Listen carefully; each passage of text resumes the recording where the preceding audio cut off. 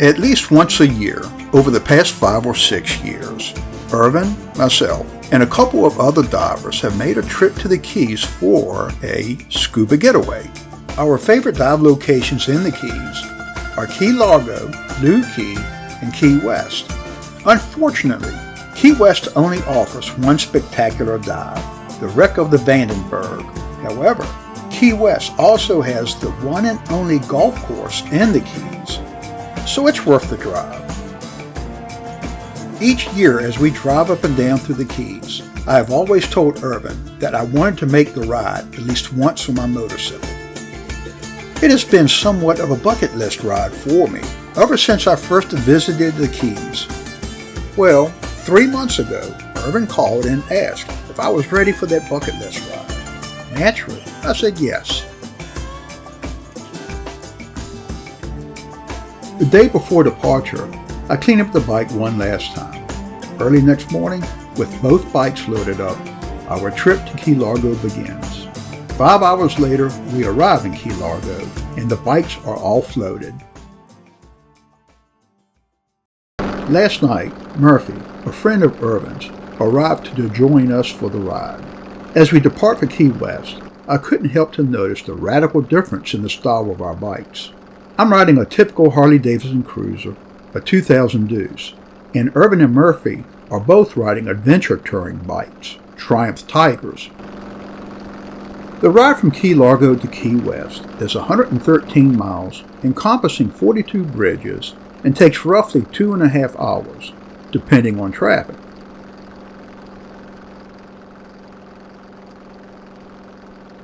I really enjoy my Harley Deuce, but I also found the Triumph Tigers to be an interesting design.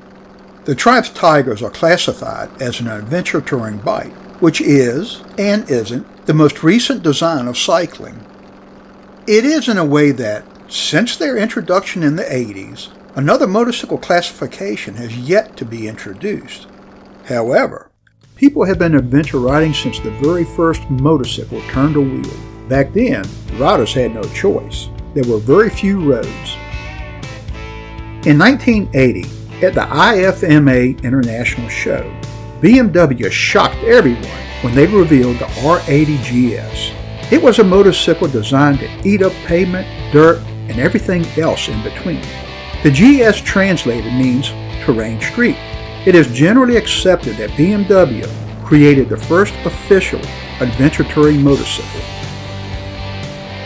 The R80 GS is the all-time best-selling bike of its kind, and to this day, no other brand sells more adventure bikes than BMW. In conclusion, it was the riders who really created the adventure bike. They did this by adding touring accessories to dirt bikes, changing tires, seats, windscreens, and other items, thereby making adventure bikes out of dirt bikes. We're about to enter Marathon Key, which is about halfway to Key West.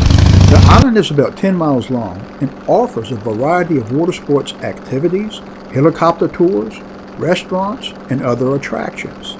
You can visit the old section of 7 Mile Bridge, the Golf and Research Center, or the Turtle Hospital. For this trip, we decided to push on through towards Bahia Honda State Park. At the very west end of Marathon is the 7 Mile Bridge. This bridge connects the Middle Keys to the Lower Keys. It was among the longest bridges in existence when it was built. Of the many bridges that connect the Florida Keys, the 7 Mile Bridge is the longest. The old 7 Mile Bridge runs parallel to it and was once called the 8th wonder of the world. Today, it is a popular tourist attraction. While only 2.2 miles of it are accessible, and after being closed for more than 5 years for restoration, it opened in 2022 and is now busier than before the closure. In addition, Pigeon Key is a picturesque little island in the middle of Old 7 Mile Bridge. It once housed the workers who built the bridge from 1908 to 1912. Today, guided tours of the historical buildings are available. The old 7 Mile Bridge is closely tied with Florida's history. Henry Flagler's railroad down the east coast of Florida is what opened the state to the world. When he decided to extend the railroad over the water to Key West, Flagler's men told him while it could be done, they didn't recommend it. Its tremendous cost could never be recovered. They were right. From the time the Overseas Railroad opened in 1912, it was a financial failure, and then it became a disaster. A 1935 hurricane washed away miles of the railroad at Alamorada and left 408 people dead. The bankrupt Florida East Coast Railway sold the railroad right-of-way to the state for 1/7 of what it cost to build the railroad. The old 7-mile bridge was converted to an automotive bridge, and the Overseas Highway opened in 1938. For 44 years, until the adjoining new 7-mile bridge opened in 1982, the old 7-mile bridge was the only road cars could take to Key West. It was 22 feet wide, a single lane in each direction, with no shoulder at all. The old bridge was no longer used for vehicular traffic when the new bridge was opened. Today, the old 7-mile bridge to Pigeon Key is listed on the National Register of Historic Places. Now we're heading down from the highest part of the bridge. That tree has been growing on the old bridge for over a decade or more. Past this bridge is the Bahia Honda State Park. We decided to take a break at the Bahia Honda State Park to use the restrooms and stretch our legs a little before entering Key West. In addition, it was an opportunity to see some of the park. The park offers a variety of water sports and a little history of the old railway and train trestle. After seeing some of the sights, we return to our bikes, discuss our plans upon arrival in Key West, and depart the park to continue our trek. Departing the park entrance, we move to the median. Irvin and Murphy are able to continue, but I got held up by traffic. That's no problem. We're in no rush, and I can catch up with them later. And as I cross this bridge, I'm thinking to myself, so far, this has been a pretty good bucket list ride. The weather's been great, the scenery is spectacular, and the traffic hasn't been bad. I'm really loving this ride, but who wouldn't? This love of riding isn't unique to me. Many who came before me, and many who will follow after I'm gone, will share the love of riding. I started riding as a teenager, but when I entered my 20s, I went decades without ever getting back on a bike. The job pretty much controlled me. Years later, a few of my co-workers were riding, and I started getting the bug for another bike. Then, my father-in-law bought a custom bike, and that pretty much pushed me over the edge. Within 6 months, I was riding again.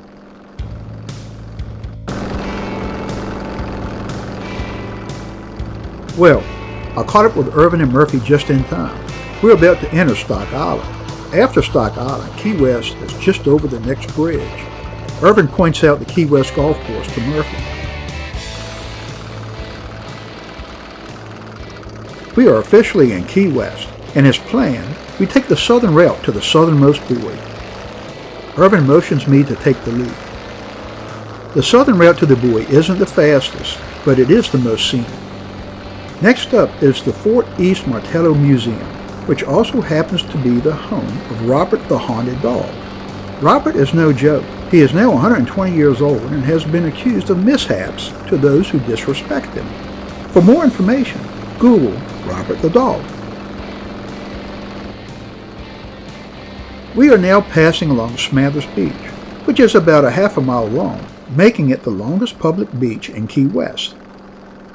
We passed Higgs Beach Park, and our next stop, the southernmost point buoy, is a quarter mile away.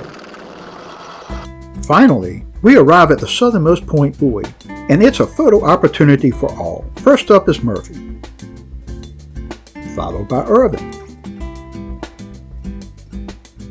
and of course, a photo of both. And now it's my turn.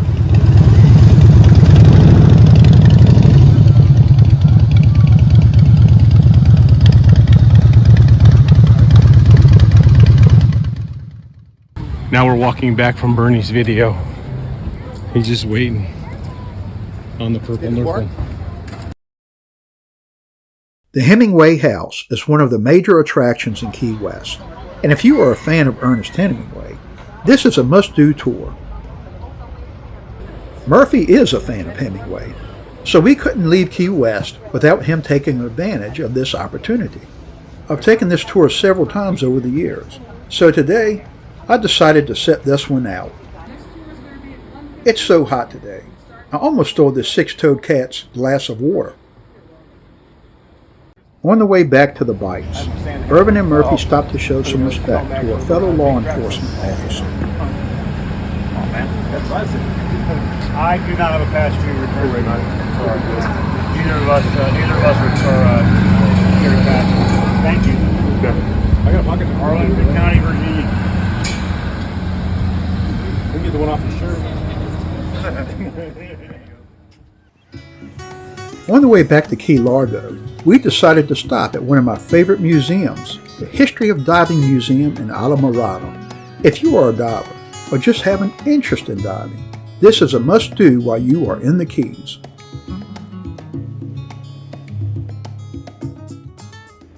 All right, what do you say? Cheeseburger. Go Air Force. Go. I bet my Christmas, man. Go Air Force. Go Army. Yeah, we got our ice cake with the Navy. The next morning, Murphy had to head home, but he wanted to swing by Biscayne National Park to get his travel log stamped. More on that later.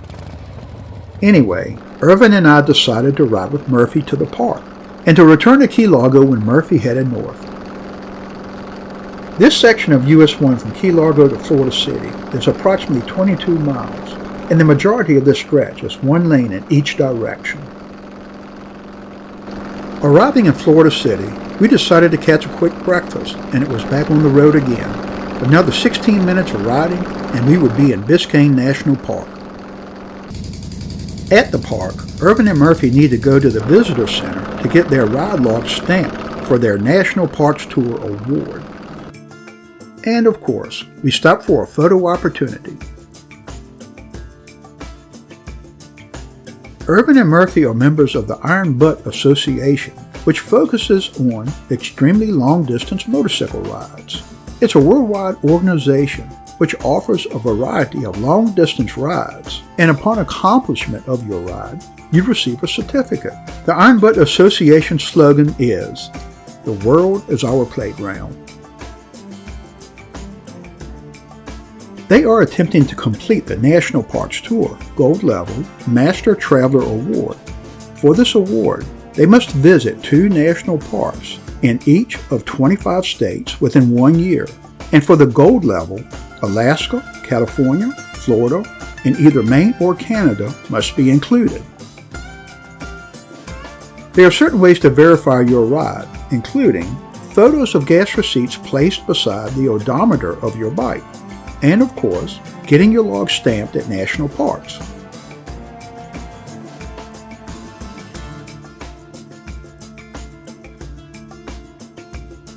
The Visitor Center was eager to share information about the Biscayne National Park. And of course, who could pass up a well-stocked souvenir shop? The Biscayne National Park is a beautiful place to visit, and it offers a lot of activities. Unfortunately, we didn't have enough time to take advantage of them. It was time for Murphy to head home, and Irvin and I to head back to Key Largo.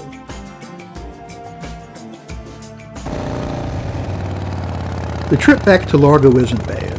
There's only one section that can get congested, but once you're past that section, it opens up.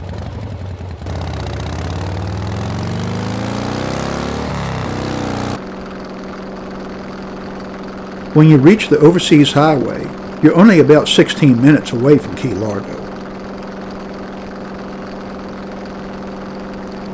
Arriving back in Key Largo, Irvin pulls over to discuss our plans for the rest of the day.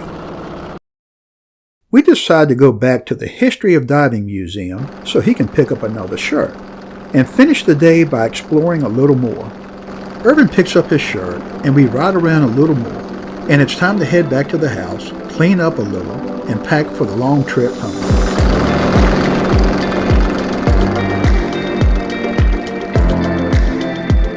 Yeah, I know. It wasn't much of a bucket list ride, but it was a ride I'll never forget, thanks to Ryan Irvin. Who knows, maybe this was the first, or more to come. At 70, only time can tell.